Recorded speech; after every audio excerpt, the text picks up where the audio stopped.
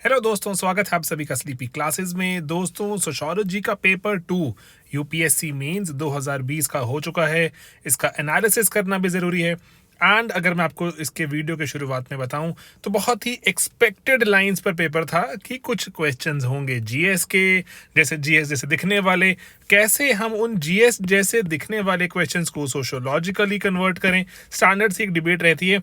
और हर बार हम अपनी जो इनफैक्ट अपने जितने भी हम क्वेश्चंस वगैरह अटेम्प्ट करते हैं उसमें सिर्फ एक ही चीज़ सीखने की ट्राई करते हैं कि कैसे जो ये क्वेश्चंस हैं जो जीएस में जिनका कंटेंट लगता है कि जीएस से बॉरोड है, तो कैसे सोशियोलॉजिकली उनको जो हम थोड़ा एक टच दें। ठीक है दोस्तों, तो चलिए डिस्कस करते हैं यूपीएससी मेंस 2020 का पेपर एंड पेपर 2। तो दोस्तों, पेपर 2 अगर हम बात करें तो ये जो हमारे चैप्टर्स रहते हैं A1 A2 है ना, शुरुआती चैप्टर्स हैं। एक बेस बिल्ड करते हैं, हमें थिंकर्स से इंट्रोड्यूस करवाते हैं इंडियन कॉन्टेक्स्ट में। तो वहाँ पर हमें हर साल ही क्वेश्चन नजर आते हैं।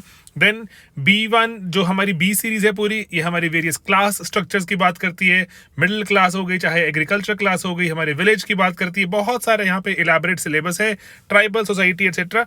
तो देखिए यहाँ पर जो B2 पर्टिकुलरली जो विलेज स्टडीज की बात होती है, थोड़ा हैवी रहता है हमेशा ही, कंटेंट हमेशा ही यहाँ पर ज़्यादा भी है एंड अकॉर्डिंगली हम उसको जगह जगह यूज़ भी करते हैं। एंड देन जो हमारा लास्ट है, ये जो कि अभी प्रेजेंट सोसाइटी में क्या क्या चैलेंजेस देखने को मिलते हैं हमें, और कैसे हम अपने देश को डेवलप करें, पॉपुलेशन की पॉलिसी एक्सेट्रा। तो ये बहुत सारी चीज़ें हैं। अगर हम यहाँ पर जो ये बहुत ही बैलेंस्ड सा पेपर है, आप इसको देख सकते हैं, अपनी आने वाली तैयारी को थोड़ा मोल्ड कर सकते हैं इसके बेसिस पर। एंड अकॉर्डिंगली अब हम एक क्वेश्चन दर क्वेश्चन इसको डिस्कस करते हैं। एंड जो प्राइमरीली यहाँ पर, सॉरी दोस्तों, बीच में वो इंटरप्ट हो गया था। ओके, तो जैसे सेक्शन ए में आपको पता है पहले ही जो क्वेश्चन रहता है कंपलसरी होता है 10x5। अब ये पांचों क्वेश्चन कंपलसरी हैं, अटेम्प्ट करने। AR देसाई का पर्सपेक्टिव पूछा हुआ है इंडियन सोसाइटी का, तो ये इससे जैसे स्ट्रेट फॉरवर्ड क्वेश्चन पेपर में नजर नहीं आते। एंड देन सभी नोट्स बुक्स लेक्चर्स वगैरह में गिवन रहता है। एंड इवन की यूट्यूब पे हमारे वीडियोज हैं, मैंने इस पर अपडेशन भी डाली थी, यूट्यूब पर भी अवेलेबल है कि कैसे कंटेम्प्रेरी सोसाइटी को हम देखें मार्क्सिस्ट पर्सपेक्टिव से। ठीक है, तो आप वहाँ पे भी बता सकते हैं, उसके बारे में बात कर सकते हैं। एंड देन अगर आप हमारे पेड मॉड्यूल के स्टूडेंट हैं तो वहाँ पे मार्क्सिस्ट थॉट में वैसे बॉक्स ऑफ कॉन्ट्रडिक्शंस करके एक लेक्चर डाला था मैंने, जिसमें आप देख सकते हैं पर्टिकुलरली कि कैसे आज की समाज को अगर हम देखें तो आज के समाज में अगर हम जैसे एग्जिस्टिंग समाज में कैसे मार्क्सिस्ट थॉट एक कॉन्ट्राडिक्टरी थॉट के जैसे नजर आता है हमारा देश, हमारी सोसाइटी। एंड देन इसके पहले आप अप्रोच मेथोडोलॉजी क्या फॉलो करते हैं AR Desai, contemporary Indian society. ये इजी क्वेश्चन है, इस पर ज़्यादा दिमाग लगाने की जरूरत नहीं है यहाँ पर डिस्कशन में। एंड देन ये क्वेश्चन था कि जो एक स्पेसिफिक क्वेश्चन कंपलसरी में है, बहुत चिंता हो जाती है कि क्या करें इसका। एंड देन वहाँ पर है कि banning practice of sati is attributed to annihilation of a major social level in colonial India. Okay, कि जैसे जब भारतीय समाज में अगर हम देखें 1812 के आसपास जब ये मुहिम शुरू होती है, तो कैसे सती मूवमेंट को बैन करवाया। एंड अकॉर्डिंगली जो राजा राम मोहन राय थे, अगर आपको हिस्ट्री की अगर क्योंकि ना नॉलेज भी चाहिए थोड़ा सा, कौन वहाँ पे गवर्नर जनरल थे, एक आधी लाइन लिख देंगे तो थोड़ा बेटर लगता है, लेकिन नहीं लिखेंगे तब भी सोशो का पेपर है, इट्स ओके। ओके, तो दोस्तों यहाँ पर अब ये लगता है देखने में बहुत ही ट्रिकी क्वेश्चन, लेकिन बहुत डुएबल क्वेश्चन है। पहली बात तो ना माइंड सेट ऐसा बनाना है कि हर क्वेश्चन डुएबल है, कोई ऐसा क्वेश्चन ही नहीं है जो मुझे नहीं आता होगा। अगर यूपीएससी हमसे पूछ रहा है तो यूपीएससी कुछ कुछ किसी किसी क्वेश्चन में बहुत ही ऐसी एक एस्पेक्ट पूछ लेता है जो हमें शायद ना आता हो। इस पेपर में भी क्वेश्चन है ऐसा एक, लेकिन बाकी सभी क्वेश्चन दोस्तों हमें आते होते हैं। ठीक है, ये हमेशा ही माइंड सेट ही लेके चलना है, मुझे आता है, बस मुझे एग्जिस्टिंग कंटेंट को मोल्ड करना सीखना है। Alright, okay. देन दोस्तों मॉडर्नाइजेशन ऑफ इंडियन ट्रेडिशन में हमारे पास इसमें कंटेंट अवेलेबल है। देन एक A2 में मैंने अभी रिसेंटली एक रिफॉर्म मूवमेंट्स पर, एक ब्रह्मो समाज, आर्य समाज पर मैंने एक वो फोकस्ड वीडियो बनाया था, रिसेंटली बनाया था, आप उसको भी देख रेफर कर सकते हैं। तो यहाँ पर देखिए यहाँ पे बात क्या हो रही है कि जैसे जो इनिशियल जो कॉलोनियल हमारे रूलर्स हम यहाँ पर आए, उन्होंने एक आइडिया बिल्ड किया। अब एंड वो जो स्कॉलर्स हमें जो भी अगर हम जैसे ओमेली, जो ग्रिक्सन, इनके आइडिया को हम कोट करें एंड लिख सकते हैं कि ना एक प्री कॉन्सीव्ड नोशन से यहाँ पर आए थे। एंड अकॉर्डिंगली जैसे आप यहाँ पर जो इसको हम बोल सकते हैं कि यूरोसेंट्रिक नोशन था उनका या एथनोसेंट्रिक नोशन था उनका, वो मानते थे कि इंडिया बैकवर्ड एंड अकॉर्डिंगली जो यहाँ की प्रैक्टिसेस भी बैकवर्ड एंड, लेकिन जो यूरोप है या फिर जहाँ से वो आए हैं वो बेटर। ठीक है, तो इस अकॉर्डिंगली इसी पर्सपेक्टिव से जो एमएनएस का आइडिया है कि मॉडर्निटी लेकर आने की कोशिश कर रहे थे, वो मॉडर्निटी मतलब कि सोशल इविल्स को हटाने की कोशिश कर रहे थे। तो इसीलिए एक मॉडर्निटी एक वैल्यू लोडेड कॉन्सेप्ट है। हम अच्छा है बुरा है ये कभी नहीं कह सकते, हम सिर्फ एक पर्सपेक्टिव से देख सकते हैं कि ये अच्छा, ये इंग्लिश पर्सपेक्टिव है, ये इंडियन पर्सपेक्टिव है, ठीक है। तो ये आप यहाँ बात समझने की कोशिश करेंगे कि ये पर्सपेक्टिव, क्योंकि एक इसी पेपर में एक और क्वेश्चन भी है जो इसी पर्सपेक्टिव को एक्सप्लोर करता है, ठीक है। एंड देन यहाँ पर आके आपने यहाँ पे सती को एक्सप्लेन कर सकते हैं कि होता क्या है। एक मेजर सोशल इविल तो था, जेंडर इसका बायस भी था पर्टिकुलरली, एंड अकॉर्डिंगली कि क्यों बैन हुआ, थोड़ा जीएस का। एंड देन एआर देसाई का भी कॉन्टेक्स्ट यहाँ डाल सकते हैं कि कैसे एआर देसाई ने बताया कि अगर ऐसे इनिशियल मूवमेंट्स ना होती तो शायद देश की आज़ादी की मुहिम भी ना चलती। एंड अकॉर्डिंगली जो यहाँ पे जो ये रिफॉर्मिस्ट एजेंडा नजर आता है हमें कि जो सोशल इविल्स के रिफॉर्म करने का एजेंडा है वो भी आगे ना बढ़ पाता। एंड अकॉर्डिंगली जो देश आज जिस जो हम देखते हैं जिस पर्टिकुलर स्टेट में, वो शायद स्टेट भी ना होती। मदान, वाइसिंग एक्सेट्रा बहुत कुछ है कोट करने के लिए, लेकिन थोड़ा सती एंड सोशल इविल एंड जो मॉडर्निटी की परिभाषा अंग्रेज लेकर आए यहाँ पर, उसके बारे में अगर हम बात करें, उसके जो किस तरह से कि वो अच्छा है या बुरा है, दोनों पर्सपेक्टिव दिखाएं तो ही यहाँ पर आंसर हमारा कंप्लीट थोड़ा बन सकता है। ओके, वो कह रहे हैं कि जो डूमो का जो आइडिया है, लुई डूमो के आइडिया के बारे में बात कर रहे हैं कि वो बहुत जो स्ट्रेस देते हैं एक विचारधारा पर कि एंड अकॉर्डिंगली एक इंटेलेक्चुअलाइज्ड अकाउंट देते हैं भारतीय समाज का। आप कह सकते हैं, बिल्कुल सही बात है। उन्होंने जो टेक्सचुअल एनालिसिस भी किया, टेक्स्ट पढ़े एंड टेक्स्ट पढ़कर ही हमारे देश के बारे में बताया। ये पूरा लेक्चर में डिटेल में मैंने कवर किया हुआ है, यूट्यूब पर भी अवेलेबल है कास्ट सिस्टम का लेक्चर में। एंड देन उसके बाद आप बताएं कि कैसे डूमो ने आइडियाज, अपनी थियोरीज, पर्सपेक्टिव दिए, लेकिन आपने बताना है कि डेफिनेटली बहुत ही इंटेलेक्चुअलाइज अकाउंट है। जब उनका पॉल्यूशन एंड प्योरिटी वाले अकाउंट में हम जब बात करते हैं तो इसका क्रिटिसिज्म भी ऑफर करना है आपने अपने आंसर्स में, ठीक है। तो मैं यहाँ पे ना डिटेल में जाके मैं आपको लुई डूमो का आइडिया समझाने नहीं बैठूंगा यहाँ पर, क्योंकि ये लेक्चर में मैं आपको पेपर डिस्कस करना चाहता हूँ, not the exact what is the idea, what is the perspective. Alright, तो ये स्ट्रक्चर देखते हैं कि यहाँ पे आपने इसको मोल्ड करना है एग्जिस्टिंग चीज को कि डूमो का आइडिया क्या था, लेकिन एट द सेम टाइम वो इसको ओवर जस्टिफाई भी करना चाह रहे थे। उसका क्रिटिसिज्म है बहुत सारा, इवन जो आंद्रे बेते ने भी उसका क्रिटिसिज्म लिखा है बहुत सारा, आप उसको ऑफर कर सकते हैं। ओके, डेफिनेशनल प्रॉब्लम ट्राइब्स की, इससे सिंपल सवाल नहीं मिलेगा, हमारे जो 10 नंबर थोड़े से फ्री के हैं यहाँ पर।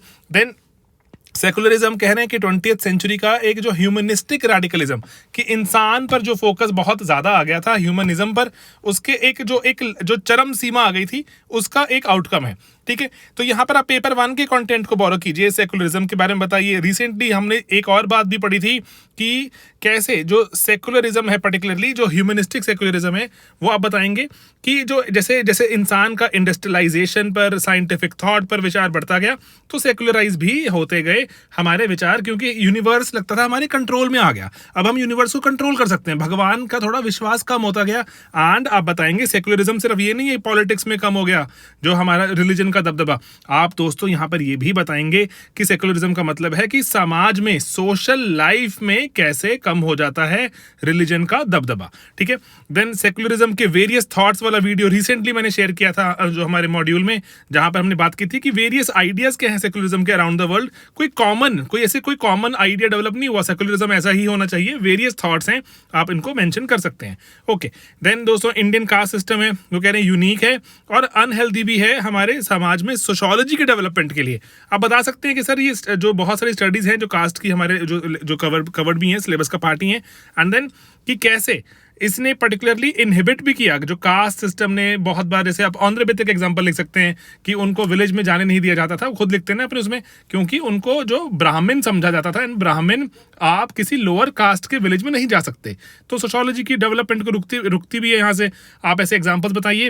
एंड देन लेकिन एट द सेम टाइम अगर हम जो कास्ट को स्टडी ना करते, इंडियन सोसाइटी की स्टडी कितनी अधूरी है, तो जो हमारी बॉडी ऑफ नॉलेज है सोचो की, वो अधूरी रह जाती। एंड इस पर एक्सटेंसिव कंटेंट अवेलेबल है, सिर्फ रिटेन करके कोट करने वाली हमें क्षमता चाहिए। ऑलराइट, एक क्वेश्चन जो अभी हमारे कंटेंट में नहीं है, ठीक है दोस्तों। एंड अगर जैसे हो सकता है ना कि आप जैसे रेगुलरली अगर आप कोई मास्टर्स या फिर कोई हायर कोर्स कर रहे हैं तो शायद उसमें होता हो, I am not really sure. तो लेकिन जो जूडिथ व्हाइटहेड है, इनका आइडियाज हैं, ये आइडिया वहीं से आते हैं दोस्तों कि अगर हम इसको मैं आपको समझाऊं तो हम यहाँ पर जूडिथ व्हाइटहेड के आइडिया की बात करें, हमें मान लीजिए नहीं पता, तो लेकिन यहाँ यूपीएससी ने ना हमें इनफ हिंट दिया हुआ है that caste has potential to displace caste and colonial contradictions. Okay, शायद कुछ मैं क्वेश्चन अटेम्प्ट कर पाऊँ। अगर देखो आपके पास ऑप्शन तो है ही, ये छोड़ देंगे ना, सेकंड क्वेश्चन आप ये वाला क्वेश्चन मत अटेम्प्ट कीजिए, कुछ और कर लीजिए। लेकिन मान लीजिए आपको लगता है कि करना है आपको अटेम्प्ट, तो ओके, तो यहाँ पर कास्ट वर्सेस क्लास डिबेट की बात हो रही है कि क्या कास्ट ने कास्ट क्लास को रिप्लेस कर दिया था या फिर क्लास ने कास्ट को रिप्लेस कर दिया। कंटेंट बोरो हो सकता है।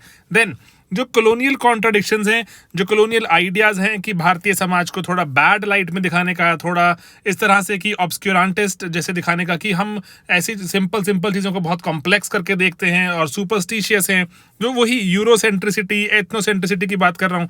एंड देन वहीं से जो कंटेंट है हमारे पास, मेटकाफ एंड मुनरो का आइडिया, हेनरी मेन के बारे में लिख दिया, वाइट मैन्स बर्डन, ठीक है। इवन कि हम बोल सकते हैं कि ये लेटर थॉट भी कंटिन्यूड रहा, दूमों के आइडियाज़ में भी नजर आता है हमें। ओके, एंड देन इनको क्रिटिसाइज भी अगर हम करते हैं कि नहीं ये सभी आइडिया सही नहीं है, कास्ट और क्लास की रिप्लेसमेंट की बात, कॉलोनियल आइडियाज़ की रिप्लेसमेंट की बात, तो व्हाइट हेड जस्टिफाइड होती नजर आती हैं।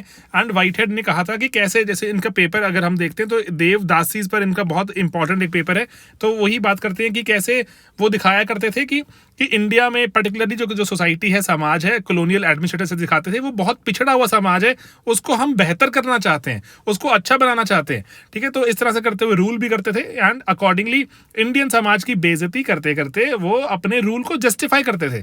तो व्हाइट हेड इस पर अपना पेपर पब्लिश भी करती हैं एंड अकॉर्डिंगली जो हमसे सवाल पूछा गया। ओके, देन दोस्तों इंडियन सोसाइटी, वो कह रहे हैं जो रूरल सोसाइटी, ध्यान देने वाली बात है, फैक्शन रिडन है। फैक्शन मतलब बहुत सारे गुटबाजी होती है, बहुत सारे गुट एग्जिस्ट करते हैं, इसको डिस्कस कीजिए। बिल्कुल सही बात भी है कि सही भी है, लेकिन एट द सेम टाइम गलत भी है, यूनिटी भी बहुत है। एंड देन आप बताएं कि कास्ट की बात करें, कास्ट में डोमिनेंट कास्ट है, इंटर कास्ट हायरार्की है, इंट्रा कास्ट हायरार्की, क्लास का भी नेटवर्क है, रूरल अर्बन भी है। अगर किसी की अगर अर्बन इलाके में कुछ अगर प्रॉपर्टी है या फिर कोई सोर्स ऑफ इनकम है तो अलग तरह से वो फैक्शन बन जाता है। फैक्शन को आप लिख सकते हैं कि फैक्शन का जो डायरेक्ट कॉन्सिक्वेंस है वो पावर से है, पावर फैक्शन कहलाता है, ठीक है, वुमन का idea. And then farmer non farmer में आप कर सकते हैं, फार्मर्स का अलग फैक्शन, नॉन फार्मर्स का रूरल एरिया में अलग फैक्शन।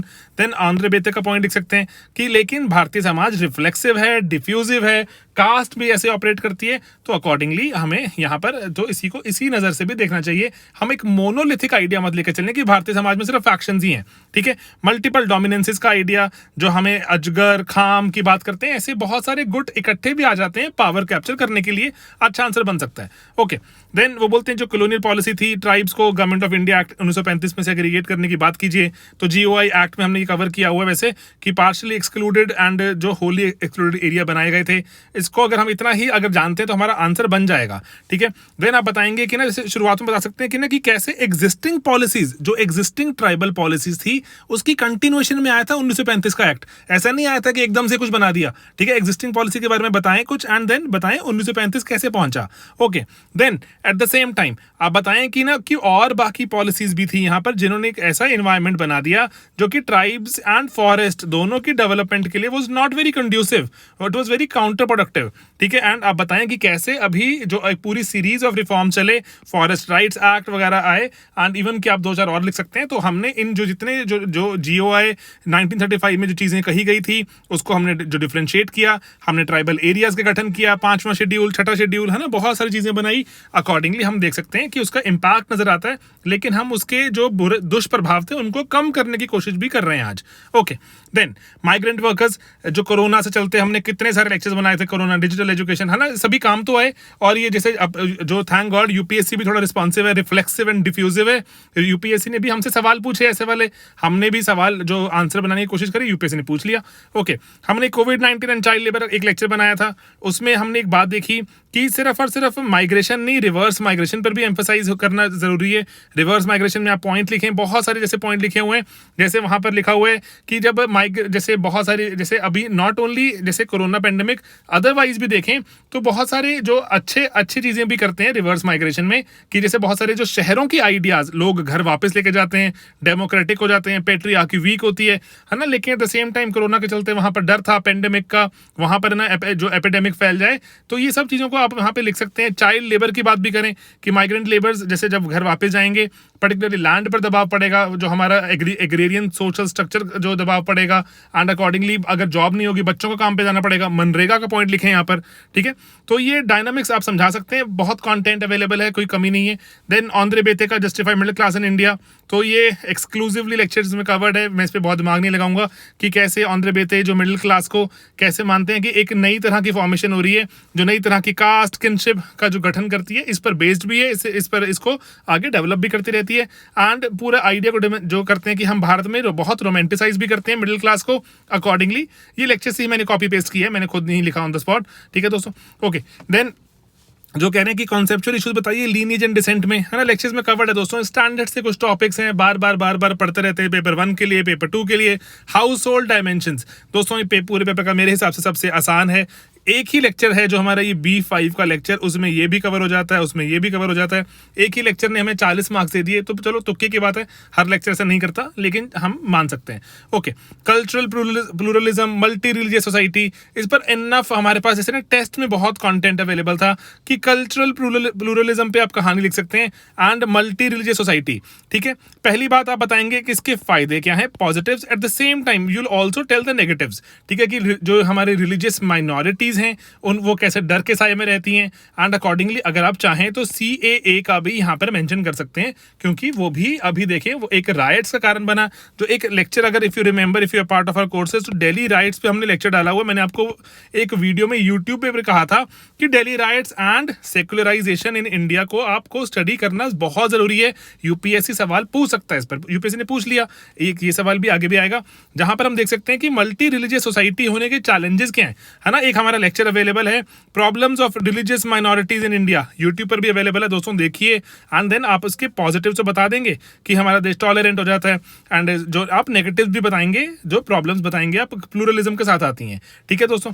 ओके, चलिए अब अगला है सेक्शन B की तरफ आते हैं। यहाँ पर ग्रीन केमिस्ट्री का क्वेश्चन है, इसके फायदे बताने। Green chemistry on the spot लग सकते हैं, अरे ये क्या पूछ लिया, तो लेकिन अब क्वेश्चन तो 5वां है, मैंडेटरी करना, तो कैलकुलेटेड गैस कीजिए।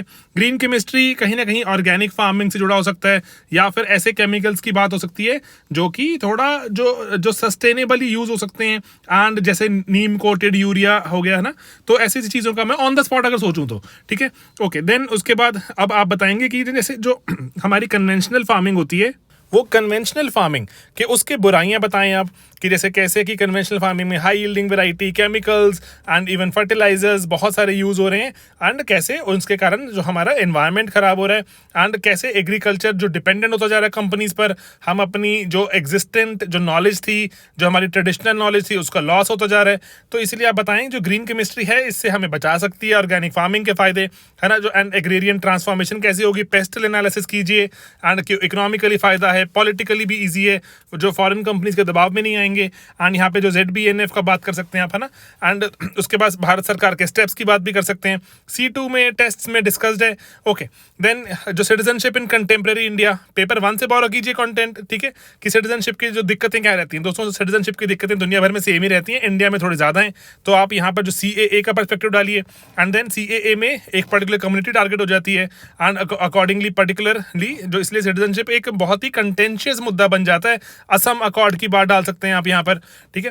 एंड देन वो Delhi rites and India secularism, जो उसमें हमने एक्सटेंसिवली डिस्कस किया, आराम से आपका आंसर बन जाएगा, ठीक है। सिटीजनशिप कंटेंशियस इशू है, सवाल पूछना बनता था, UPSC ने पूछ लिया, but not a tough one. Okay, consequences and remedies of chronic malnutrition, दोस्तों मुझे अब बहुत ज़्यादा दुख से बताना पड़ रहा है कि इसका PDF बनाकर मैंने रखा हुआ था, I had to share it with my students, and वो PDF वहीं पड़ा रह गया।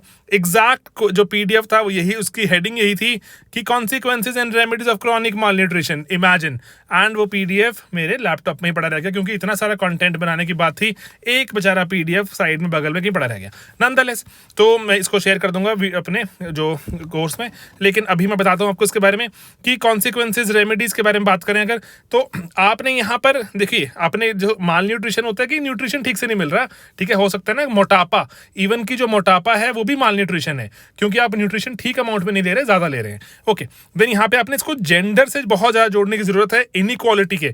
अमर्त्य सेन का जो आइडिया है 1943 के बंगाल फेमिन, उन्होंने इस पे एक्सटेंसिवली लिखा हुआ है दोस्तों, इनकी किताबें पढ़ेंगे आप, बार बार कोट करते हैं, तो वो भी आप शेयर करेंगे। माल न्यूट्रिशन से इतनी हमारे देश की आबादी ही मर गई थी।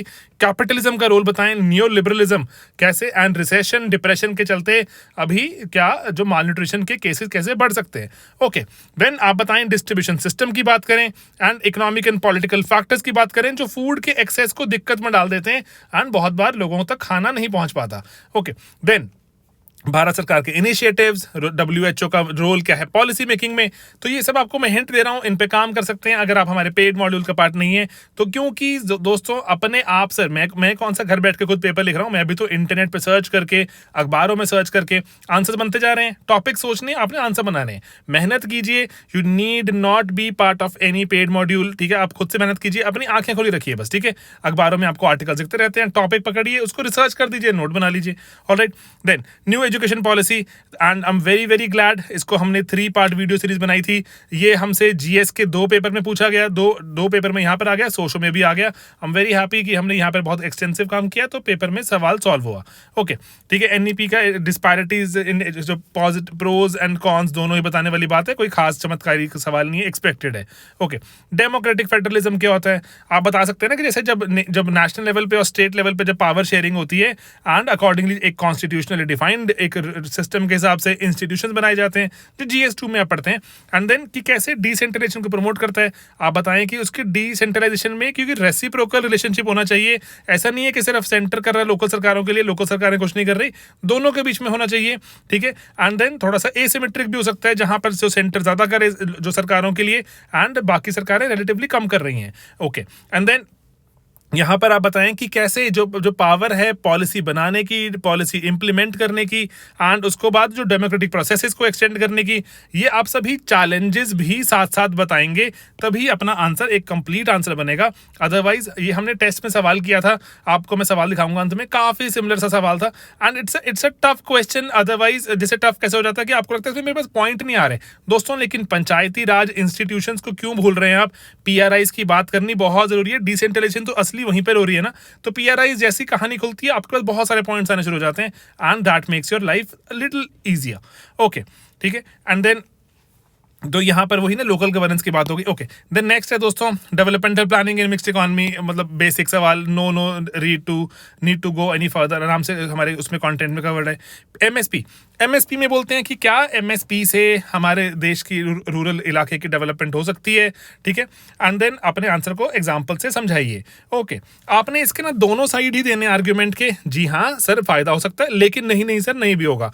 फायदे की बातें स्वामीनाथन कमीशन बताएंगे हमें, उस पर एक्सटेंसिवली, आप अगर GS की तैयारी करते हैं तो वहां से भी कंटेंट आता है, वैसे भी हमने पढ़ा हुआ था रिसेंटली, तो ये इंपॉर्टेंट है ना दोस्तों। अगर डिबेट हो रही है, पूरा देश जैसे बैठा हुआ है इसके, जो वहां पर फार्म्स प्रोटेस्ट को देख रहा है बैठ के कि कैसे क्या किस करवट बदलेगा यहाँ पर सिस्टम, तो स्वामीनाथन कमीशन के बारे में पढ़ना, प्रोज एंड कॉन्स, उसके इम्प्लीकेशंस बहुत जरूरी है ना।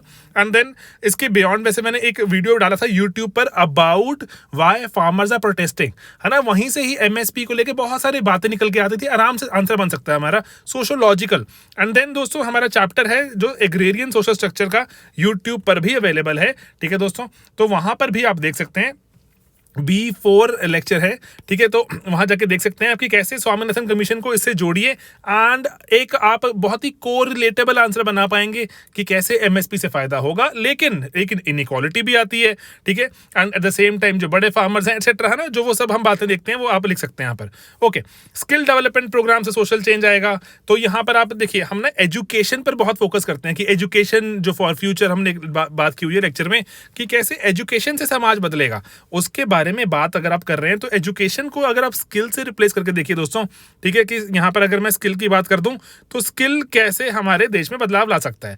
ओके, यहां पर अब एक जो इंपॉर्टेंट चीज है कि स्किल डेवलपमेंट की बात क्यों कर रही है सरकार, कि ऐसा सरकार क्यों नहीं कह देती कि हम सबको रिजर्वेशन दे देंगे अकॉर्डिंगली, कोई बात नहीं, स्किल वगैरह छोड़िए, क्योंकि सरकार चाहती है कि लोग आत्मनिर्भर बने, खुद से ही जॉब अच्छी ले पाएं एंड खुद से अपनी कंपनी बना पाएं, कुछ भी ना, अपने पैरों पर स्वयं खड़े हों।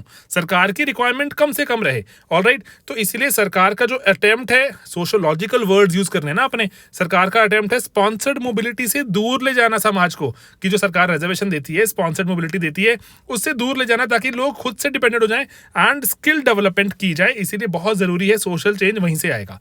ओके, इलस्ट्रेट करना था, मुश्किल सवाल नहीं है, एग्जांपल्स डालने हैं आपने। Okay, and then urban settlements के कॉजेज, कॉन्सिक्वेंसेज, अदर कंसर्न्स। तो वीडियोस में अर्बनाइजेशन के 3-4 पार्ट बनाए थे मैंने रिसेंटली, तो आराम से जो सॉल्वेबल है, कोई मुश्किल नहीं है। ओके, हैवी सा वर्ड लगता है, लेकिन इतना यूपीएससी की तैयारी करते हो, कौन सा वर्ड हैवी रह गया अब दोस्तों? Evaluate the nature and scope of anthropogenic influence on climate in India. ठीक है, कि जो ह्यूमन, एंथ्रोपोजेनिक मतलब जो जो इंसान कर रहा है ना, इंसानी हरकतों से, जैसे मैं बोल रहा हूँ वॉल्केनो फट गया, उससे क्लाइमेट चेंज हो गया, तो इंसान ने थोड़ी ना कुछ वॉल्केनो जो कुछ फोड़ा। ठीक है, तो एंथ्रोपोजेनिक का मतलब हुआ जो इंसानी हरकतों से, इंसान डिफॉरेस्टेशन कर रहा है, इंसान चेंज ऑफ लैंड यूज कर रहा है, वाटर इंटेंसिव क्रॉपिंग कर रहा है, सिटीज कंजेस्ट हो जाती हैं, वहां पे ट्रैफिक जो अटका पड़ा है, उसके कारण क्लाइमेट चेंज तो होगा ही। जब सिटीज जब कंजेशन हो जाती है, तो वहां पर जैसे हम पढ़ते हैं ना, अर्बन हीट आइलैंड्स बन जाते हैं।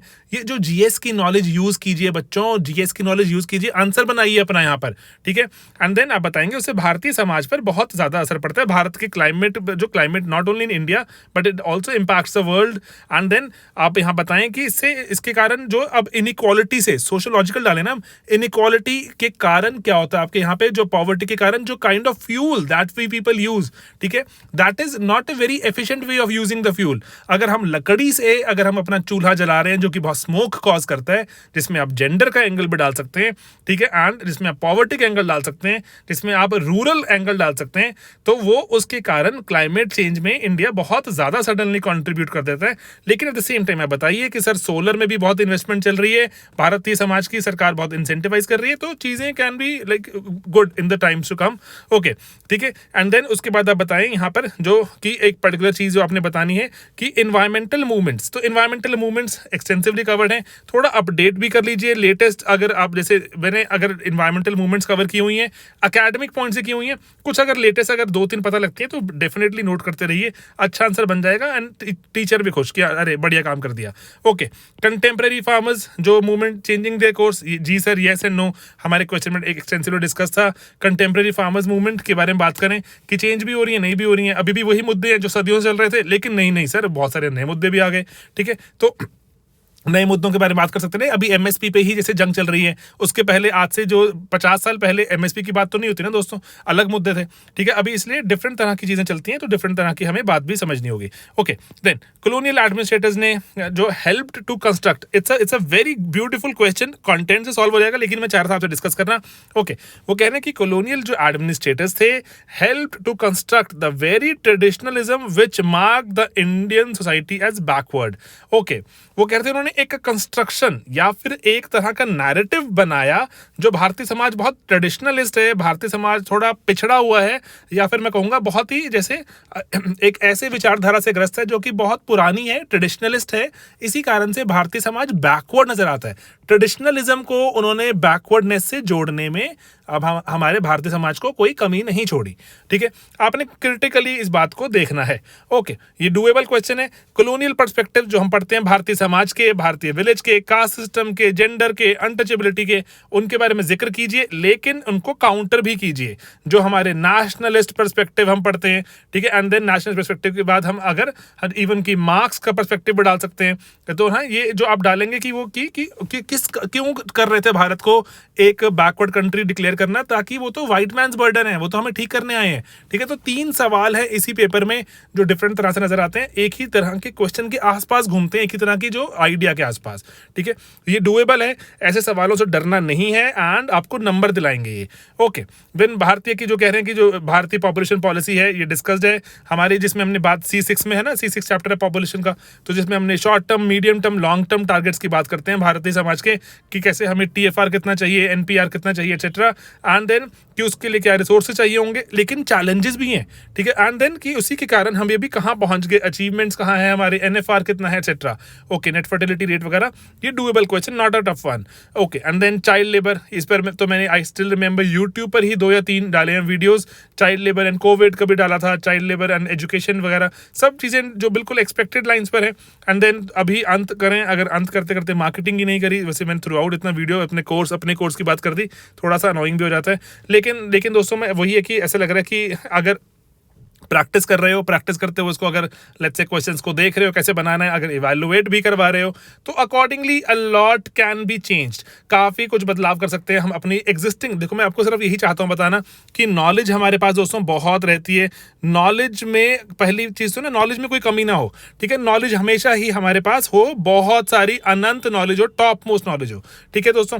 लेकिन उसके बाद एग्जिस्टिंग नॉलेज को हम मोल्ड भी करें, अच्छे से बढ़िया से मोल्ड करते हैं, ताकि ना जो सवाल पूछा गया हम उसको आंसर कर पाए।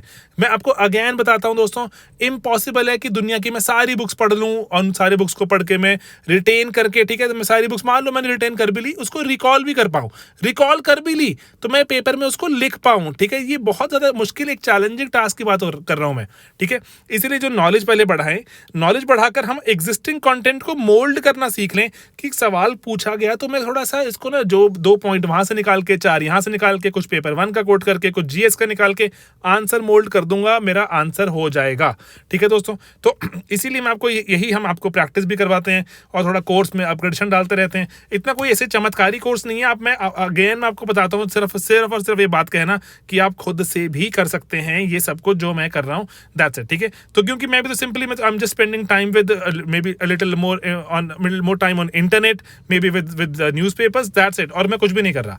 ओके, ठीक है। तो जैसे caste is not a form of stratification but a special form of inequality, hierarchy, Louis Dumont के पर्सपेक्टिव से समझा दीजिए, ठीक है सर। कैरेक्टरिस्टिक्स बताइए मिक्स इकोनॉमी के, इलेक्शन में भी कवर्ड होते हैं। एंड देन कैसे 1991 रिफॉर्म से भी आप जोड़ सकते हैं इनको। Then cultural pockets of small India, जैसे ना बता रहे थे ना, मल्टीकल्चरलिज्म है हमारे देश में। Then urbanism as a way of life, environmental sociology बताइए एंड कैसे सस्टेनेबल डेवलप कर सकते हैं। And then India need second green revolution बात कर सकते हैं, एंड ताकि ना एग्रेरियन ट्रांसफॉर्मेशन हो जाए हमारे देश में। सिमिलर से क्वेश्चन नजर नहीं आ रहे, स्वामीनाथन कमीशन के बारे में बात कर रहे हैं एंड कैसे हमारे सामाजिक स्ट्रक्चर को बदल देंगे। एग्जैक्ट सा सेम क्वेश्चन नहीं पूछा यूपीएससी ने, तो एक्सपेक्टेड लाइंस पर है। मैं आपको ये बोल रहा हूँ, आप किसी भी जगह जाकर देखेंगे आपको यही नजर आएगा, किसी भी कोचिंग सेंटर में ये हमें करना है, लेकिन इसको करके हमें रिटेन करना है, रिटेन करके मोल्ड करना सीखना है, that's it, that is it, ठीक है दोस्तों। फार्मर्स मूवमेंट का कैसे जो नेचर बदल रही है, जो सवाल पूछा गया ना, इसलिए बोल रहा हूँ ये मुश्किल सवाल नहीं है, हमारे सामने रहते हैं, लेकिन हमें इनको रिटेन करने की थोड़ा चैलेंज रहता है। ओके, देन रीजनलिज्म क्या फेडरलिज्म को प्रमोट करता है या फिर आगे सिर्फ ये पॉलिटिकल पार्टीज का ही एक टूल बन के रह गया है। देन कॉलोनियल रूल कैसे कल्चरल एंड स्ट्रक्चरल चेंजेस लेकर आया भारत में, एक सवाल 3 सवाल को अनलॉक करता है। And then household and family में डिस्टिंग्विशन कीजिए, है ना, आसान सवाल है। देन कंटेम्प्रेरी मिडिल क्लास पे बताइए, आंध्र बेते का व्यू भी है। Then education as a tool for social change, जहां पर हम इसको लिख के स्किल के साथ पूरा आंसर आराम से मोल्ड कर सकते हैं दोस्तों, ठीक है ये। देन रीजनल प्लूरलिज्म की, जो प्लूरलिज्म की बात कर रहे हैं कि कैसे समाज को वीकन या स्ट्रेंथन करता है, वही मल्टी कल्चरलिज्म वाले सवाल में डल जाएगा।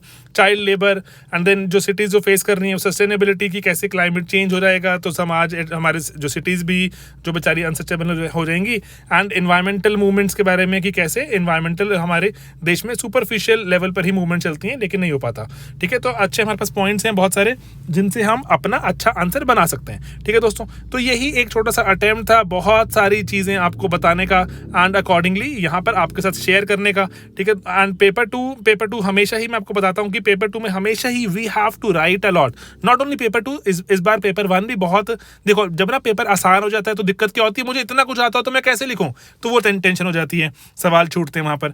लेकिन जब हमें नहीं आता तो वैसे नंबर नहीं मिलते हमें, तो गेटिंग इट, तो इसीलिए ना जिंदगी आपको लगेगा हमेशा ही बेचारी बहुत ही मुश्किल से कटती है। तो इसलिए चिंता मत कीजिए, सिर्फ पढ़ाई में ध्यान दीजिए। अगर आपने यूपीएससी करने का सोचा है, यूपीएससी पर ध्यान दीजिए एंड अकॉर्डिंगली कंटेंट रिटेन कीजिए, रिटेन करके उसको मोल्ड करने की प्रैक्टिस करते रहिए, चाहे वो जीएस हो, चाहे वो एसेज हो, चाहे वो सोशो हो, चाहे वो पॉल साइंस हो, जो हमारे सब्जेक्ट हो आपका।